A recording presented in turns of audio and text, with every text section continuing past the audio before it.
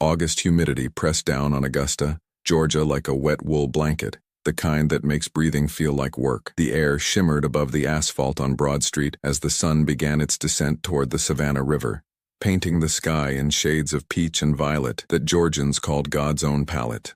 It was the summer of 1990, and 15-year-old twins Danette and Jeanette Holloway were counting down the final weeks before their sophomore year at Glen Hills High School.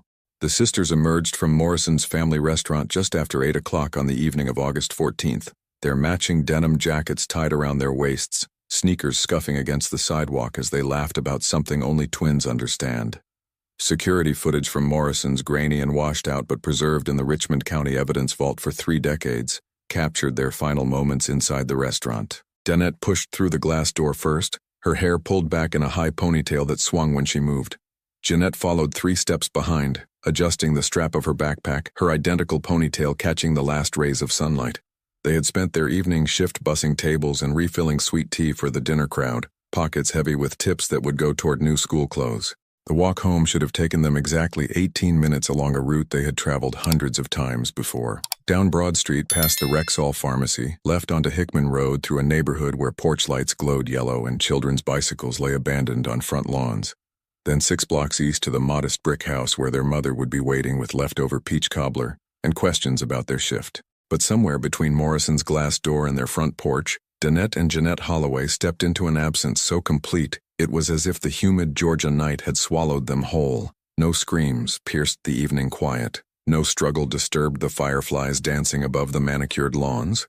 No witnesses reported anything unusual beyond a dark sedan, make and model unknown, idling near the intersection of Broad and Hickman around 8:15. By 9:30, when neither daughter had walked through the door or called to explain their delay, Evelyn Holloway felt the first cold finger of dread trace her spine. By 10 o'clock, she had driven their route twice, peering into the gathering darkness, her headlights cutting through the summer haze. By 11, her voice was hoarse from calling their names, and her hands shook as she dialed Richmond County Sheriff's Department to report what every mother's instinct already knew with terrible certainty. 2 15-year-old girls had vanished from a safe neighborhood in less time than it takes to walk home from work. The distance between Morrison's restaurant and the Holloway residence was exactly 1.2 miles. Somewhere along that familiar path, in those 18 minutes that should have been unremarkable, something had transformed an ordinary Tuesday evening into the beginning of Augusta's longest nightmare. What made the disappearance truly impossible was not just the lack of evidence but the complete absence of logic. The twins were inseparable, identical in appearance but distinct enough in personality that friends could tell them apart within seconds of conversation. Danette, older by 4 minutes, carried herself with quiet confidence and dreamed of studying pre-law at Spelman College. Jeanette, more outgoing and spontaneous, wanted to be a veterinarian and filled notebooks with sketches of animals she hoped to save someday. Neither girl had boyfriends who might inspire reckless decisions. Neither had expressed any desire to run away or hinted at troubles that would make disappearing seem like a solution. The initial search mobilized Augusta with the fierce urgency that defines Southern communities when one of their own goes missing. Within hours of Evelyn's call, neighbors formed search parties that combed every inch of their route. Flashlights bobbed through the darkness like terrestrial stars as volunteers checked abandoned buildings, drainage ditches, wooded areas behind the strip mall on Broad Street. The First Baptist Church on Walton Way opened its fellowship hall as a command center, and by dawn on August 15th, over 300 people had gathered to coordinate the largest civilian search effort Richmond County had witnessed in decades. Sheriff's deputies interviewed everyone who had been at Morrison's that evening. The restaurant manager confirmed the twins had clocked out at 8:07. A regular customer remembered Danette bringing his check around 7:50, her smile bright despite obvious fatigue from a long shift. The cook recalled Jeanette asking if she could take home leftover cornbread for their younger brother Marcus. Every detail suggested 2 teenagers finishing an ordinary workday ready to go home. The dark sedan reported near Broad and Hickman became the investigation's first thread to pull. 3 witnesses mentioned seeing it, though their descriptions varied in frustrating ways.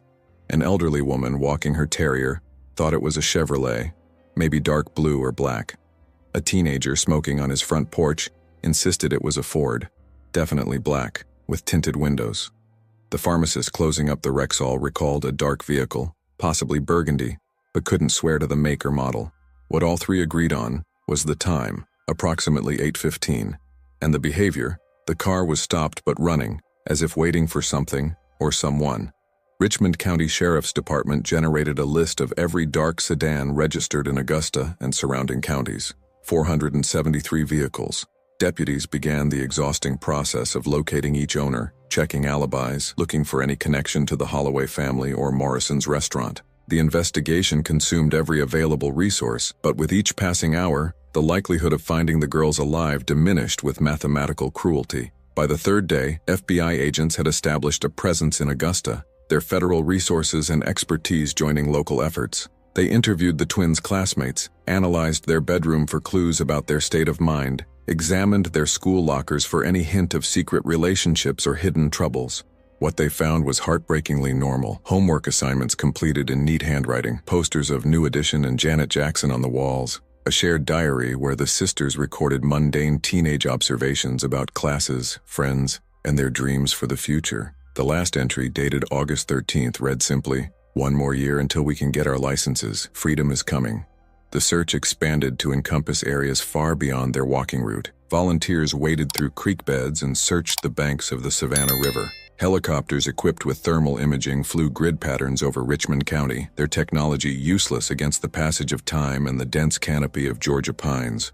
Tracking dogs followed scent trails that ended abruptly at the curb on Hickman Road, suggesting the twins had been placed in a vehicle. As August melted into September with no breakthrough, no ransom demand, no bodies discovered, Augusta began the painful process of accepting an unacceptable reality. Two bright, beloved daughters of their community had simply ceased to exist in the space between a restaurant's glass door and a mother's front porch. The search efforts continued, but hope transformed into the grim determination to at least recover remains, to provide closure instead of answers. For 33 years, the question would haunt everyone who knew their names. What happened to Danette and Jeanette Holloway during those 18 minutes? The answer lay hidden closer than anyone imagined, buried not in the earth but in plain sight, carried by a man who would walk among them for decades, his terrible secret sealed behind a smile that fooled an entire city. Before we continue deeper into this case that shook Georgia to its core, take a moment to tell us where you're watching from in the comments below. These stories connect us across distances, reminding us that the search for truth and justice knows no boundaries. The disappearance of the Holloway twins marked the end of Augusta's innocence, the moment when doors that had never needed locks were bolted tight, when parents who had let their children roam freely began tracking their every movement, when a community that prided itself on neighborly trust learned that evil doesn't always announce itself with obvious warning signs. And somewhere in that humid Georgia night, a predator had taken 2 lives and would spend the next 3 decades living as if nothing had changed, attending the very vigils held in the twins' memory, offering sympathy to a mother whose grief he had caused. The case would go cold, buried under newer emergencies and limited resources, filed away in a basement where dust gathered on boxes labeled Holloway, Danette, and Jeanette, 1990. But the story doesn't end in that basement.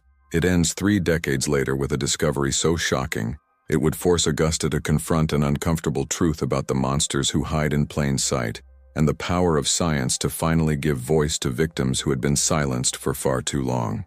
The Richmond County Sheriff's Department in 1990 was a competent but understaffed agency, serving a population of nearly 200,000 spread across urban Augusta and the surrounding rural areas. Sheriff Roland Patterson, a 30-year veteran known more for his political savvy than investigative innovation, found himself thrust into the most high-profile case of his career, with resources stretched thin and expertise limited to routine crimes. The investigation into the Holloway twins' disappearance began with methodical determination, but quickly encountered the limitations that would plague it for years. Lead Detective Frank Morrison, a lean man with 22 years on the force, coordinated efforts from a cramped office where maps of Augusta covered every available wall surface. Red pins marked the twins' last known location at Morrison's restaurant. Blue pins traced their intended route home.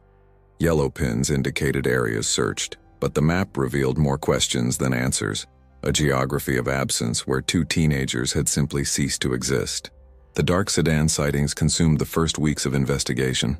Deputies tracked down every registered vehicle matching the vague descriptions, interviewing owners from dawn until well past midnight.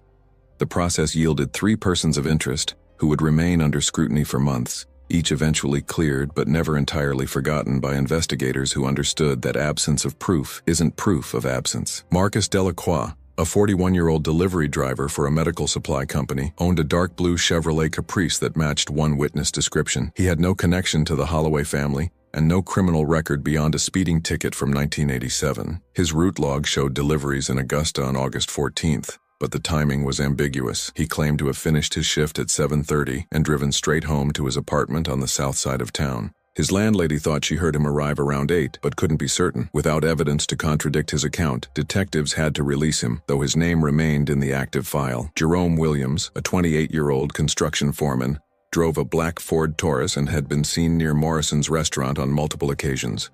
Williams had hired seasonal workers from the neighborhood and knew several families on Hickman Road, though not the Holloways directly. More concerning was his history. A domestic violence arrest from 1988 where charges were dropped when his girlfriend refused to testify. Williams had no alibi for the evening of August 14th, claiming he was home alone watching television. Polygraph results were inconclusive.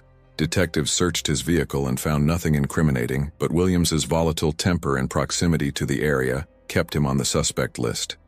The third person of interest emerged from an unexpected direction. Robert Chen, a 35-year-old photographer who operated a small portrait studio on Broad Street, 3 blocks from Morrison's, drove a burgundy Oldsmobile sedan. Chen had photographed the Holloway twins for their school portraits the previous spring, and had mentioned to colleagues that they were particularly photogenic. When questioned, Chen became defensive, insisting his professional interest was being misconstrued. He had been at his studio until 8:30 on August 14th, developing photographs in his darkroom, alone and unable to prove it. A search of his studio revealed nothing suspicious beyond the uncomfortable reality that he had retained copies of the twins' portrait proofs, something he claimed was standard practice but which made investigators deeply uneasy. All 3 men submitted to questioning, polygraphs, and vehicle searches. All 3 remained free because suspicion, however strong, isn't evidence. The frustration of having potential suspects but no way to eliminate or charge them ate at Detective Morrison like acid. Years later, he would tell a reporter, "I knew one of those men probably held the answer, but knowing and proving are different universes in law enforcement." As autumn arrived and school resumed without Danette and Jeanette in their seats at Glen Hills High School, the case began its inevitable drift toward the cold case files. The FBI scaled back its involvement as other emergencies demanded attention. Local media coverage shifted from daily updates to weekly features to occasional anniversary pieces. The volunteer search parties that had numbered in the hundreds dwindled to a dedicated core of family, friends, and church members who refused to abandon hope. For Evelyn Holloway, the mother who had reported her daughters missing, the investigation's gradual wind-down felt like a second loss equally devastating as the first. A 38-year-old nurse at University Hospital, Evelyn had raised her 3 children alone after her husband's death from a heart attack when the twins were just 7. She had worked double shifts to provide stability and opportunity, believing that hard work and faith would shield her family from the worst of what the world could offer. The twins' disappearance shattered that belief with brutal finality. In the weeks following August 14th, Evelyn transformed her modest brick house into an informal command center that would remain operational for 3 decades. The dining room table disappeared beneath maps, flyers, and binders containing every piece of information about the case. A second phone line was installed, its number distributed on missing person posters that Evelyn printed at her own expense and distributed throughout Georgia and neighboring states. The walls of what had been the twins' shared bedroom became a shrine where Evelyn preserved every detail exactly as they had left it, from the unmade beds to the textbooks open to pages they would never finish reading. Marcus Holloway, 13 years old when his sisters vanished, watched his mother's transformation with a mixture of admiration and concern. Where grief might have broken another person, it seemed to forge Evelyn into something harder, more focused, more determined to extract meaning from tragedy. She attended every town hall meeting about community safety. She testified before the Georgia legislature about the need for faster response protocols in missing persons cases. She founded a support group for families of the missing that met monthly at First Baptist Church, providing comfort to others enduring similar nightmares. But Marcus also saw the cost of this transformation. His mother slept perhaps 4 hours a night, the rest spent poring over case files or making calls to law enforcement agencies across the Southeast. She aged a decade in a single year, her hair going gray, her face developing deep lines that hadn't existed before August 14th. She maintained the twins' bedroom with religious devotion, changing the sheets weekly, dusting furniture that no one used, keeping the space ready for a homecoming she must have known on some level would never occur. The Holloway case suffered from the same limitations that plague many investigations from that era. Forensic capabilities in 1990 were primitive compared to what would emerge in subsequent decades. DNA analysis existed but was expensive and time-consuming, used primarily in cases where there was physical evidence to test. The Holloway investigation had no crime scene, no bodies, no items that might yield the genetic material that would revolutionize criminal justice within a few years.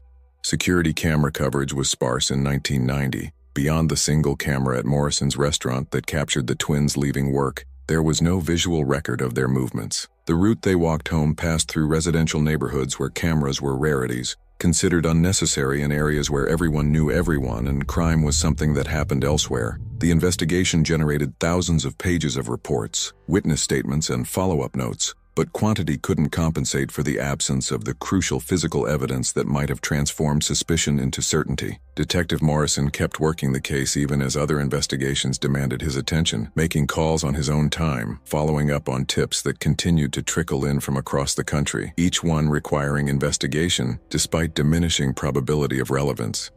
The case officially went cold in 1993, though it was never formally closed. The designation simply meant that active daily investigation ceased, replaced by periodic reviews and responses to new information. The file boxes moved to the evidence storage facility in the basement of the Richmond County Courthouse, where they would sit undisturbed for years, waiting for technology and circumstance to finally align in pursuit of justice delayed but not denied. Time moves differently for families of the missing.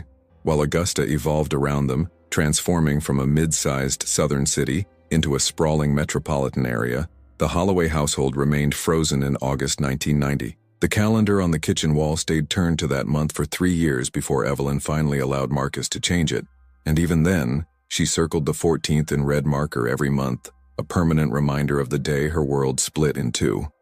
The 1990s brought changes that made the twins' disappearance feel increasingly distant to everyone except those who carried the grief. Morrison's family restaurant closed in 1995. Replaced by a chain drugstore whose employees knew nothing of the history embedded in that location. The neighborhood along Hickman Road saw gradual turnover as original residents retired to Florida or passed away, replaced by families who had never heard the Holloway name. Glen Hills High School renovated its buildings and updated its records, and eventually the twins' yearbook photos became artifacts of an era rather than reminders of an ongoing tragedy.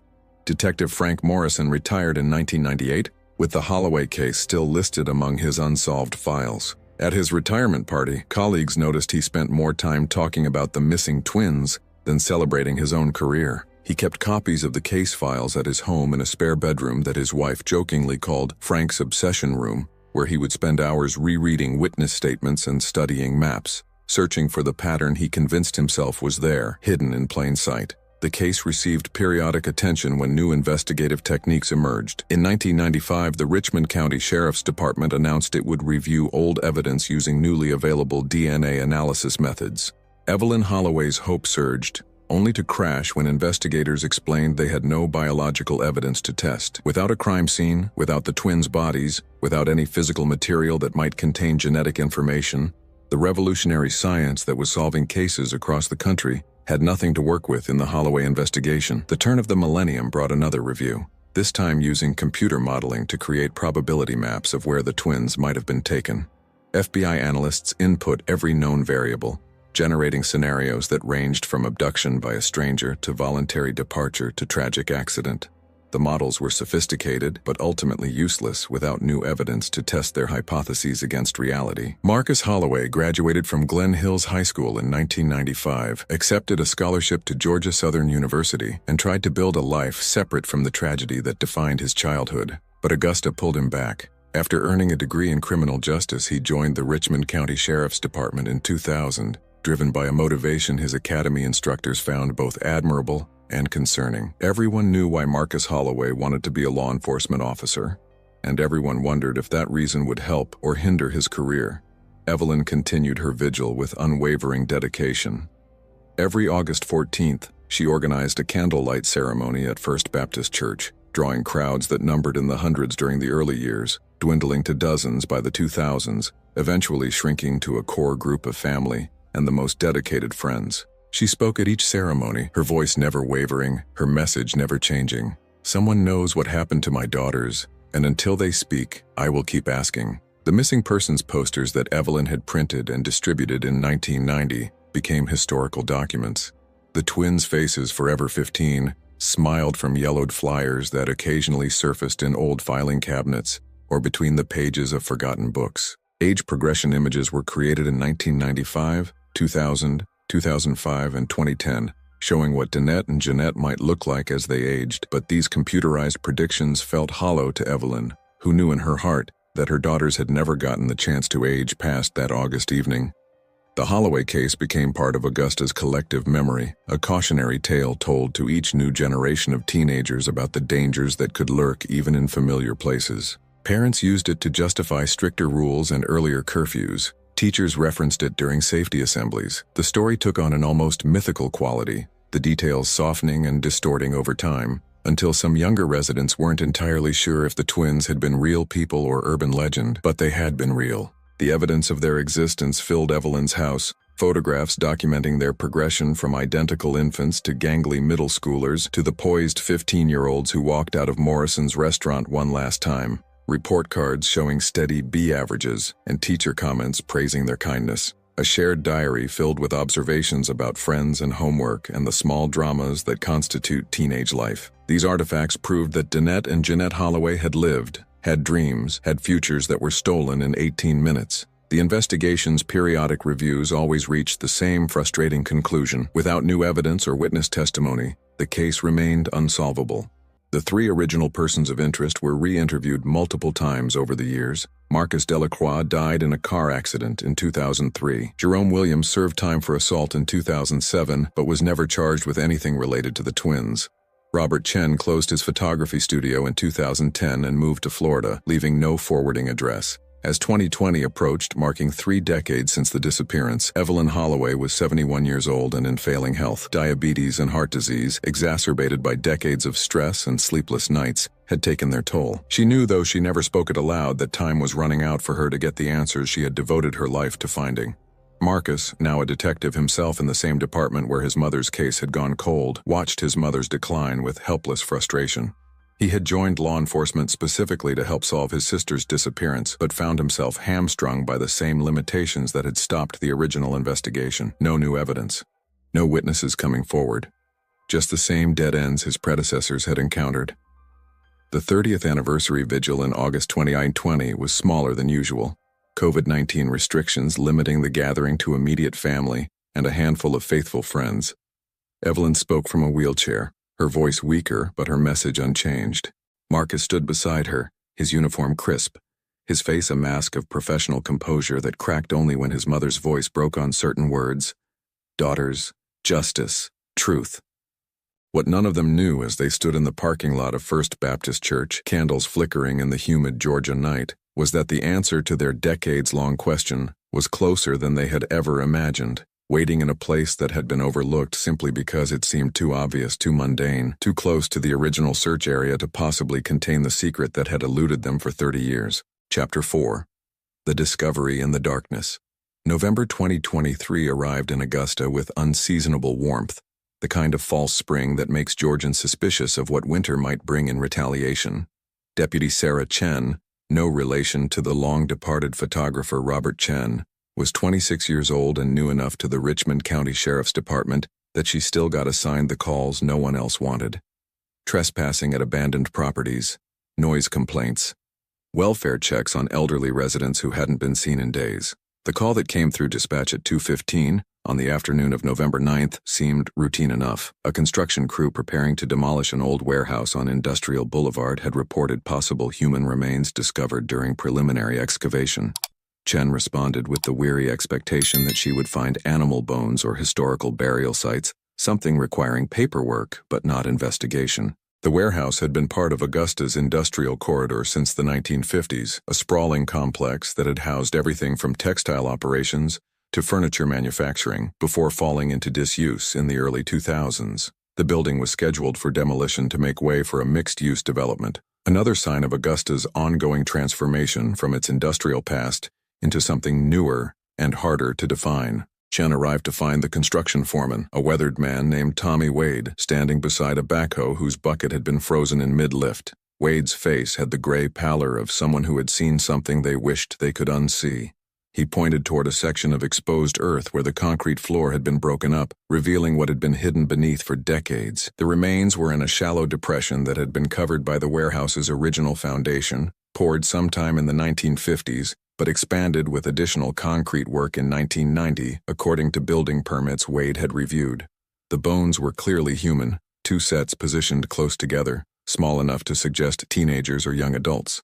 Scattered among the skeletal remains were fragments of fabric, disintegrated by time but preserving hints of denim and cotton, and there, partially buried in the red Georgia clay, two tarnished pieces of jewelry that would transform this discovery from a tragic finding into the answer Augusta had been seeking for 33 years. Chen secured the scene immediately, calling for backup and the medical examiner while establishing a perimeter that kept the construction crew at a distance. Within an hour, the warehouse site had been transformed into a crime scene investigation that would consume the department's resources for weeks.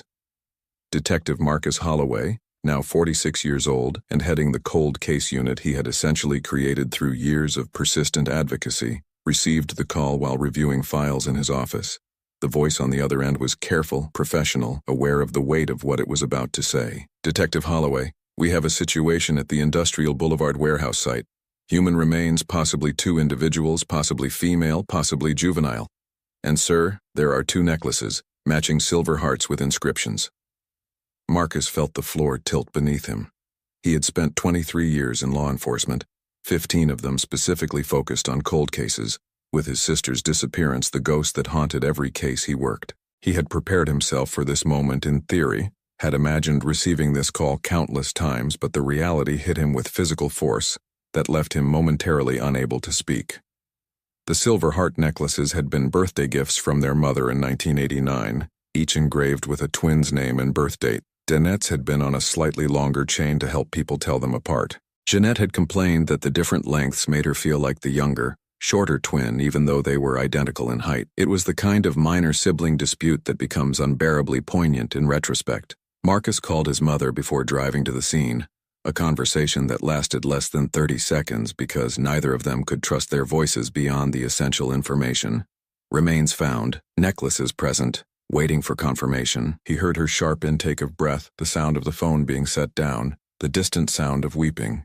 Then he was in his vehicle, driving across Augusta toward a warehouse he had passed 1,000 times without knowing it held the answer his family had been seeking since he was 13 years old. The excavation site took on the character of an archaeological dig, as forensic anthropologists from the Georgia Bureau of Investigation supervised the careful recovery of every bone, every fabric fragment, every potential piece of evidence.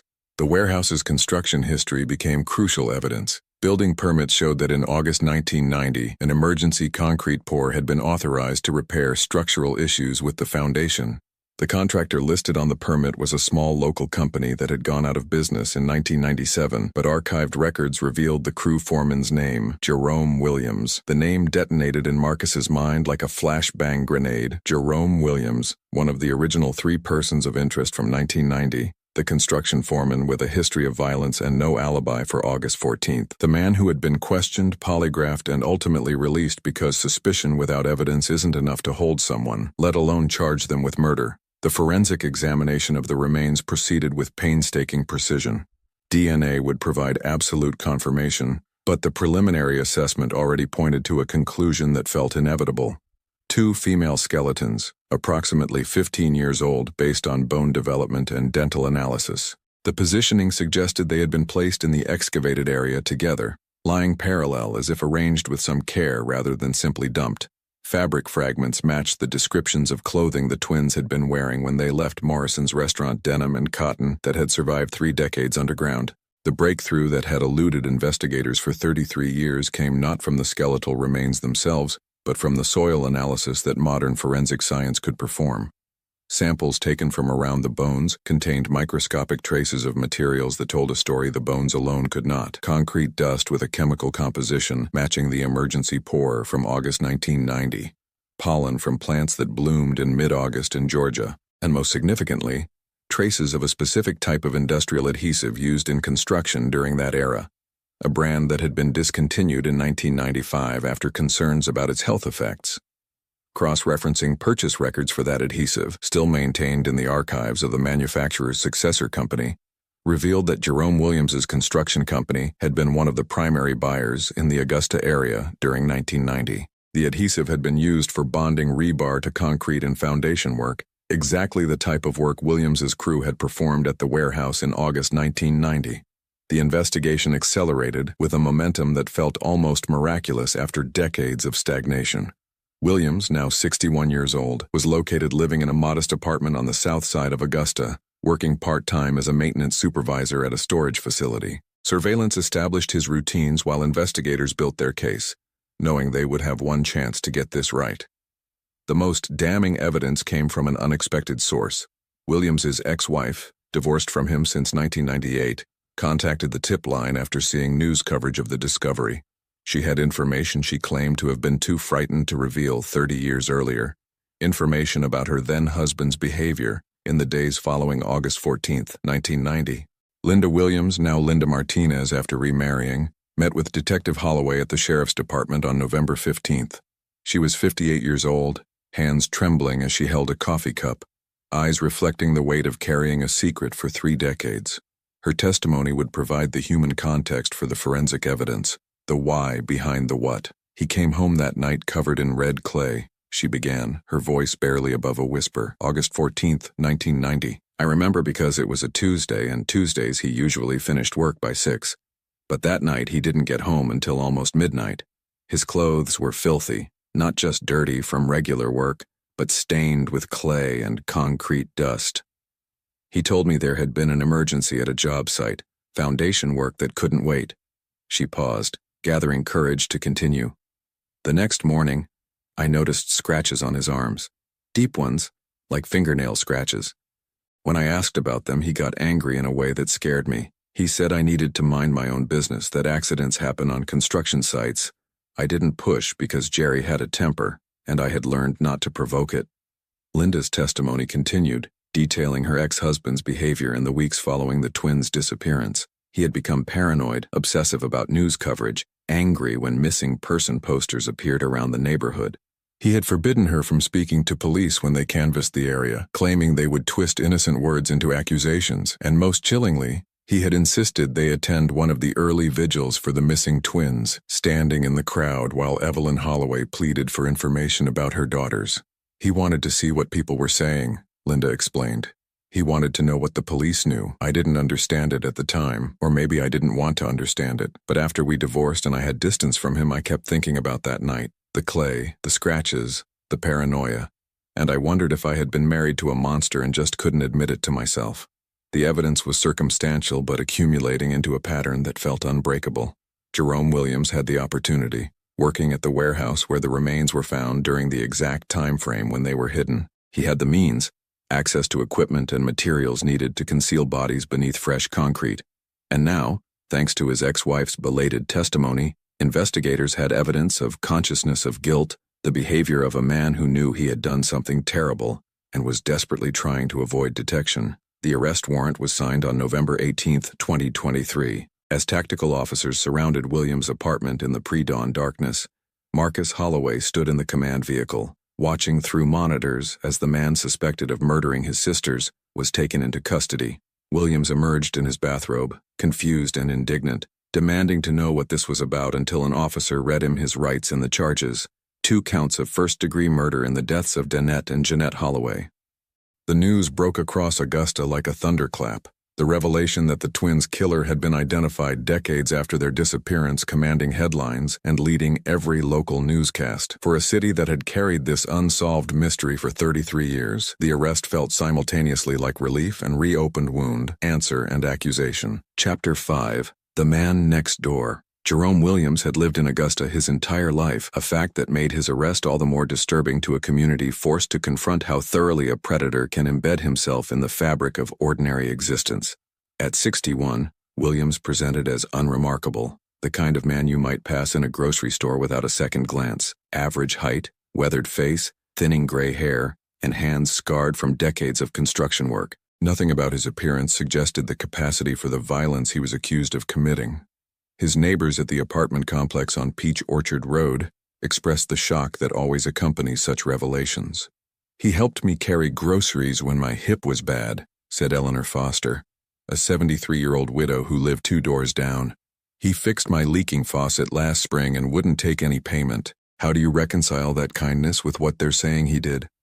The investigation into Williams's background revealed a pattern that forensic psychologists recognize as typical of violent offenders who successfully evade detection for decades.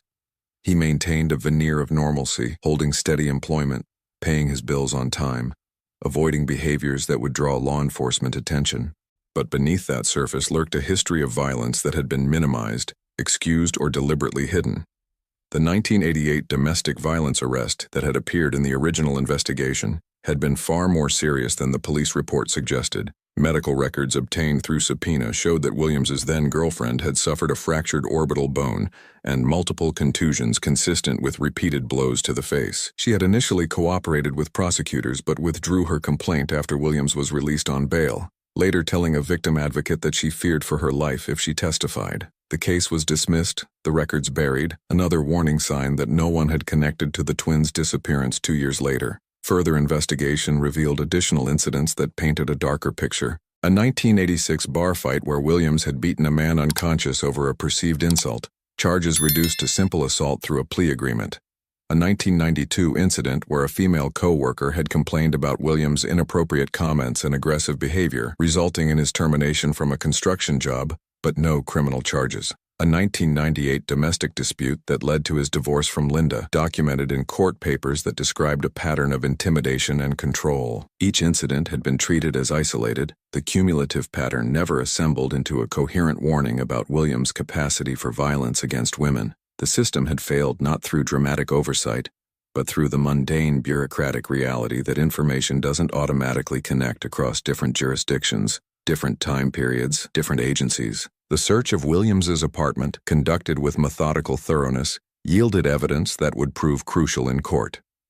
In a storage unit Williams rented under a false name, investigators discovered a box containing newspaper clippings about the Holloway twins' disappearance, including several front-page articles from August and September 1990. The clippings had been preserved carefully, protected in plastic sleeves, organized chronologically. It was the collection of someone obsessed with his own crime, someone who derived satisfaction from reliving it through media coverage. Also in the storage unit was a work journal Williams had maintained during his construction years, logging jobs and materials and crew assignments. The entry for August 14, 1990 was notable for its absence. The pages jumped from August 13th to August 15th, with the 14th apparently torn out. But forensic document examiners examining the journal under specialized lighting could read the impression of writing that had pressed through from the missing page onto the one beneath it. The words were fragmentary, but devastating. Warehouse and foundation and emergency pour, and most chillingly, no one will know. The forensic evidence from the warehouse site provided the scientific certainty that would eliminate reasonable doubt. DNA extracted from bone marrow confirmed the remains were those of Danette and Jeanette Holloway, ending any slim possibility that the discovery might be coincidental. The microscopic trace evidence, the industrial adhesive, the concrete composition, the pollen profile, all supported the conclusion that the twins had been buried at the warehouse in August 1990 during the emergency foundation work that Jerome Williams had supervised. The medical examiner's analysis of the skeletal remains revealed cause of death: blunt force trauma to the skulls, consistent with a heavy instrument striking from behind. The twins had been attacked from the rear, given no opportunity to defend themselves or flee. The fracture pattern suggested a single powerful blow to each victim, delivered with the kind of force that comes from rage or determination or both. Reconstruction of the crime became possible through the combination of forensic evidence and Linda Williams's testimony. Investigators theorized that Jerome Williams, who had been a regular at Morrison's restaurant and had noticed the twins during their shifts, had followed them when they left work on August 14th. The dark sedan witnesses had seen idling near the corner of Broad and Hickman was Williams's black Ford Taurus. He had intercepted the twins along their route home, possibly offering a ride as storm clouds gathered overhead, possibly simply forcing them into his vehicle. Why he had targeted them specifically remained unknown. Perhaps they had rejected his attention at the restaurant. Perhaps they simply represented opportunity, young and vulnerable and following a predictable route. The psychology of predatory violence rarely offers satisfying explanations for the inexplicable. What was clear was that Williams had taken the twins to the warehouse where his crew was working, a location he controlled and could access after hours. He had killed them there, then used his position as construction foreman to arrange the emergency foundation pour that would conceal their bodies beneath fresh concrete. The next day, he had appeared at the job site with his crew, supervising the work that sealed his crime beneath tons of concrete and decades of silence. For 33 years, Williams had lived with this secret, attending vigils for the victims, watching their mother's public grief, observing law enforcement's frustration, knowing exactly where the twins were buried while the entire community searched in vain. Psychological evaluations ordered by the court would describe him as possessing narcissistic and antisocial personality traits, someone capable of committing atrocious acts without experiencing normal empathy or remorse. The community's reaction to Williams's arrest evolved from shock to a collective examination of missed opportunities and ignored warning signs. How many people had interacted with him over 3 decades, never suspecting his guilt? How many times had he driven past the warehouse that contained his victims, secure in the belief that his secret was perfectly kept? For Marcus Holloway, confronting his sister's killer required a professional detachment that fought against 33 years of accumulated grief and rage. He interviewed Williams 3 times before the trial, seeking answers to questions that had tormented his family for decades. Williams said little, maintaining his innocence despite the overwhelming evidence, offering no explanation and no apology. In one particularly tense interview, Marcus asked directly, "Why them? Why my sisters?" Williams met his gaze with empty eyes and replied, "I don't know what you're talking about." It was the response of a man who had spent 3 decades constructing a wall between his crime and his conscience, brick by brick, until he could genuinely believe his own denials. The arrest of Jerome Williams marked a transformation of the Holloway case from unsolved mystery to prosecutable crime, but it also marked something else, the moment when a family's 33-year wait for answers finally, impossibly, came to an end. Chapter 6. Justice Delayed.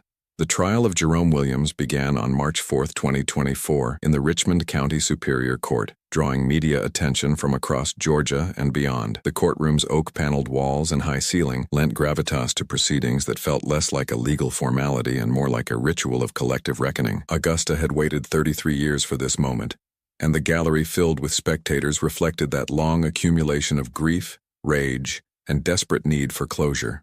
Evelyn Holloway, now 74 and visibly frail, was wheeled into the courtroom by Marcus each morning of the trial. She wore the same navy blue dress every day, the one she had worn to the twins' 15th birthday party 2 months before they vanished. Her hands trembled in her lap, but her eyes remained fixed on Jerome Williams with an intensity that made court observers uncomfortable. She had waited more than half her life for this moment, and nothing, not failing health or emotional exhaustion, would keep her from witnessing every second. District Attorney Patricia Morrison, no relation to the detective who had worked the original case, presented the prosecution's evidence with methodical precision. She was 51 years old, a veteran of high-profile cases, but she later told reporters that the Holloway trial affected her more deeply than any case in her 26-year career. The jury saw crime scene photographs of the warehouse excavation, the skeletal remains positioned side by side, the tarnished heart necklaces that had survived 3 decades underground. They heard from forensic anthropologists, who explained how bone analysis revealed the twins' age and cause of death. They examined evidence bags containing fabric fragments and soil samples, the scientific proof that transformed theory into certainty. Linda Williams took the stand on the 4th day of testimony, her voice steady despite obvious nervousness. She recounted that August night in 1990 when her then-husband had come home covered in red clay and concrete dust, the scratches on his arms, his paranoid behavior in the weeks that followed. Defense attorney Robert Kramer attempted to discredit her testimony, suggesting that a bitter divorce had motivated her to fabricate accusations against her ex-husband. But Linda's response silenced the courtroom. "I've carried this for 33 years, she said, tears streaming down her face. "I was too scared to speak when it mattered, and 2 families paid the price for my cowardice. I can't undo that, but I can tell the truth now, and live with whatever consequences come from it." The forensic evidence proved overwhelming. Dr. Elena Rodriguez, a trace evidence specialist from the Georgia Bureau of Investigation, testified about the industrial adhesive found in soil samples from the burial site. She explained how this particular brand had been discontinued in 1995, making it possible to narrow the timeline and identify purchasers. The records showing Williams's construction company as a primary buyer were entered into evidence, accompanied by invoices bearing his signature. The prosecution's star witness was Detective Frank Morrison, the original lead investigator who had retired in 1998 but had never stopped thinking about the Holloway twins. Now 78 years old and walking with a cane, Morrison took the stand and provided context that only someone who had lived with the case for decades could offer. He described the 1990 investigation, the 3 persons of interest including Williams, the frustration of having suspicions but no evidence. His testimony carried the weight of professional regret, the knowledge that if forensic technology had been more advanced, if investigative resources had been more abundant, if just one piece of evidence had been discovered earlier, perhaps the twins' families wouldn't have endured 33 years of uncertainty. I interviewed Jerome Williams 4 times in 1990, Morrison testified, his voice heavy with emotion. He was nervous, defensive, but that could describe any number of people we questioned. We had no physical evidence connecting him to the twins. We had no witnesses placing him with them. All we had was gut instinct, and gut instinct isn't enough to arrest someone, let alone convict them. The defense's strategy focused on the passage of time and the reliability of decades-old memories. Kramer argued that Linda Williams's testimony was tainted by years of acrimony following a difficult divorce. He challenged the forensic evidence, suggesting that trace materials could have been introduced through contamination or coincidence. He emphasized that Williams had no prior convictions for violent crimes, a claim that ignored the pattern of violence documented in arrest reports and witness statements. Williams himself chose not to testify, a decision that surprised no one who had observed his demeanor throughout the trial. He sat at the defense table with an expression of studied indifference, occasionally leaning to whisper to his attorney, but showing no visible reaction to even the most damning testimony. Psychological experts would later describe this as consistent with antisocial personality disorder, the inability to connect emotionally with the suffering his actions had caused. The most powerful moment of the trial came when Marcus Holloway testified not as the investigating detective, but as a victim impact witness. He spoke about growing up in the shadow of his sister's disappearance, watching his mother's life consumed by the search for answers, choosing a law enforcement career driven by the need to understand what had happened to Danette and Jeanette. His voice broke only once when describing the moment he received the call about the remains discovered at the warehouse. "For 33 years I've lived with 2 competing needs," Marcus said, facing the jury directly. "The need to hope that my sisters might somehow still be alive, and the need to know the truth even if it destroyed that hope. Finding them gave us truth, but took away the last shred of possibility that this story might have a different ending. Justice can't restore what was taken from us, but it can acknowledge that their lives mattered, and their deaths demand accountability." The jury deliberated for 7 hours before reaching their verdict. The courtroom fell silent as the foreman, a retired teacher named Dorothy Ellis, stood to deliver the decision that would close a chapter in Augusta's history that had remained open for more than 3 decades. "We, the jury, find the defendant, Jerome Williams, guilty of murder in the first degree in the death of Danette Holloway." The words seemed to echo in the stillness that followed. Then, "We, the jury, find the defendant, Jerome Williams, guilty of murder in the first degree in the death of Jeanette Holloway." Evelyn Holloway collapsed into tears, her body shaking with sobs that represented not just relief, but the release of 33 years of accumulated grief. Marcus held her, his own tears falling silently as the courtroom erupted in reaction. Some spectators wept, others embraced. A few called out words of gratitude to the jury. Judge Catherine Reynolds had to restore order with her gavel, though she made no effort to hide her own emotional response to the verdict. Sentencing came 2 weeks later. Georgia law mandated life imprisonment for murder in the first degree, but Judge Reynolds had discretion regarding the possibility of parole. She took 20 minutes to explain her reasoning before announcing that Jerome Williams would serve 2 consecutive life sentences without the possibility of parole, ensuring he would die in prison. "Mr. Williams, you robbed 2 young women of their futures," Reynolds said, her voice steady but edged with steel. "You robbed their family of 33 years that could have been spent healing instead of searching. You robbed this community of its sense of safety and trust. The law provides for mercy in appropriate circumstances, but I find none here. You will spend whatever remains of your life contemplating the enormity of what you've done, though I suspect you lack the capacity for genuine remorse." Williams showed no reaction to the sentence, maintaining the same empty expression he had worn throughout the trial. As officers led him from the courtroom in shackles, he didn't look back at the gallery where Evelyn Holloway sat, the mother whose daughters he had killed and whose life he had devastated. The conviction brought closure of a sort, but closure is never as simple as justice served. Evelyn lived just long enough to see William sentenced, passing away peacefully in her sleep 3 months later in June 2024. Marcus found her in the morning, still in the chair by the window where she had maintained her decades-long vigil. On her lap was a photograph of the twins at age 10, arms around each other, identical smiles, suggesting a future full of promise. The funeral drew hundreds of mourners who had followed the Holloway case for decades. Tributes focused not just on Evelyn's loss but on her unwavering determination, her refusal to let her daughters be forgotten, her transformation of personal tragedy into advocacy that had helped other families navigate similar ordeals. The missing persons support group she had founded continued its monthly meetings, now led by others who understood the particular torment of waiting without answers. Marcus inherited his mother's house and faced the difficult task of deciding what to do with the bedroom his sisters had shared, preserved exactly as they had left it in 1990. He ultimately donated the twins' belongings to the Georgia Cold Case Archive, a repository established to maintain evidence and memories of victims whose cases had finally been solved. The archive would ensure that Danette and Jeanette Holloway were remembered not just as victims, but as individuals whose lives had value beyond their tragic end. The city of Augusta responded to the case's resolution with both relief and introspection. The vacant lot where the warehouse had stood was transformed into a memorial park dedicated to missing persons, with a granite monument bearing the twins' names and the simple inscription, "Gone but never forgotten, found but never replaced." The park included a walking path lined with trees, each sponsored by families of missing persons from across Georgia, creating a living memorial that would grow and change with the seasons.